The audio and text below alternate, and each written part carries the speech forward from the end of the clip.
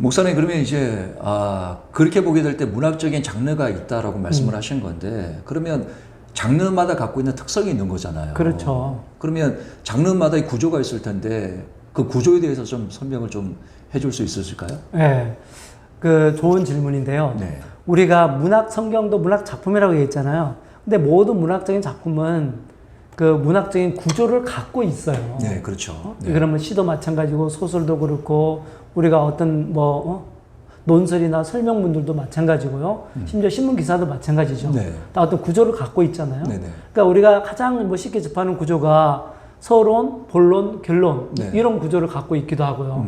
또 기승, 전, 결 네. 이런 구조를 갖고 있기도 하고. 근데 우리가 성경을 읽을 때도 이런 문학적인 구조를 생각하면서 성경을 읽으면은 좀 더 성경을 잘 이해할 수 있다는 거예요. 그렇겠네요. 예를 들면 우리가 창세기를 읽을 때도 우리가 창세기 1장 1절부터 2장 3절까지를 창세기의 서론이라고 하죠. 네네. 그러니까 우리 보통 서론에는 어떤 내용을 기록합니까?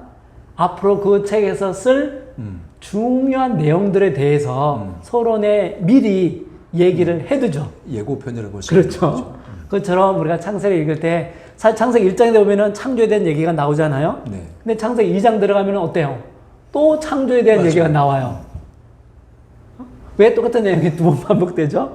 그러니까 이것을 우리가 문학적인 구조를 이해하고 읽으면은 이런 것들이 쉽게 이해가 될 수 있죠. 그렇겠네요. 그렇게 되면 어떤 성경이든지 다 이런 문학적인 구조를 갖고 있습니다. 네. 그래서 우리가 이런 구조를 좀 물론 파악하기가 쉽지는 않겠지만 네. 이런 신학자들이 이미 파악해 놓은 그런 구조를 미리 참고를 해서 성경을 읽는다면은 성경을 아마 훨씬 더 쉽게 이해를 할 수 있겠죠. 네. 그렇다면 시의 구조는 어떻게 될까요? 시도 보면은 우리가 시도 쭉 이렇게 선고됐지만은 1년, 2년, 3년, 4년 이렇게 써서 기승, 정결 이렇게 나눠지는 경우가 많잖아요. 네네. 예. 그러니까 우리가 그런 구조를 알고 읽으면은 시를 좀 더 자세하게 정확하게 이해할 수 있듯이 네. 성경도 마찬가지라는 거예요. 네.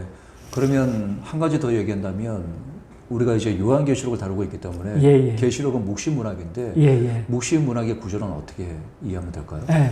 묵시문학도 마찬가지 같아요. 묵시문학도 우리가 요한계시록 읽어보면 알겠지만 처음에는 요한이 그 초대교회 그러니까 7 교회에 보내는 메시지들이 있죠. 네. 이것이 어떻게 보면 요한계시록의 서론 부분이라고 네. 할 수 있는 거예요. 네네. 그 다음에는 이제 본론에 들어가서는 그럼 이 교회들이 현재 그 당시 초대교회 당시에 처했던 그런 상황을 요한이 이해하고 네. 그럼 이 교회들에게 어떤 메시지를 줘야 되는가. 네. 이들은 지금 고난 가운데 있거든요. 그렇죠. 핍박을 받고 박해 가운데 언제 죽을지 모르는 그런 두려움 가운데 쌓여 있는 그런 성도들이에요. 이런 성도들에게 무슨 메시지가 필요하겠어요? 이런 성도들에게는 그 두려워할 필요가 없다. 네. 니네들은 승리가 보장되어 있다. 그리고 니네들을 핍박하는 이 악의 세력은 하나님께서 반드시 심판할 거다. 이런 내용들이 어디에 등장해야 돼요? 본론에 등장해야 되겠죠. 그렇죠. 그래서 여러분들 요한계시록 한번 읽어보세요. 그 다음에 요한복음 4장부터는 하나님께서 환상을 보여주십니다. 어떤 환상요? 하나님 나라에 대한 그 영광스러운 모습을 보여주죠.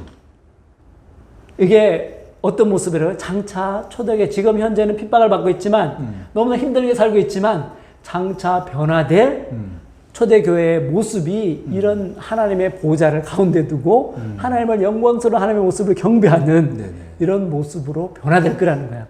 나중에 결론에 가서는 어떻게 돼요? 이게 다시 한번 주어지죠. 네. 어린 양의 혼인잔치를 얘기하고 새하늘과 새 땅을 얘기하면서 장차 변화될 영광스러운 성도들의 모습을 보여주고 있는 초대교회의 모습을 보여주고 있는 거예요. 네. 이런 큰 구조를 갖고 있다는 거예요. 네네. 이런 구조를 알고 우리가 계시록을 읽으면은 훨씬 쉽게 이해가 되겠죠. 네, 그렇겠네요. 여러분 답이 되었을 거라고 생각합니다.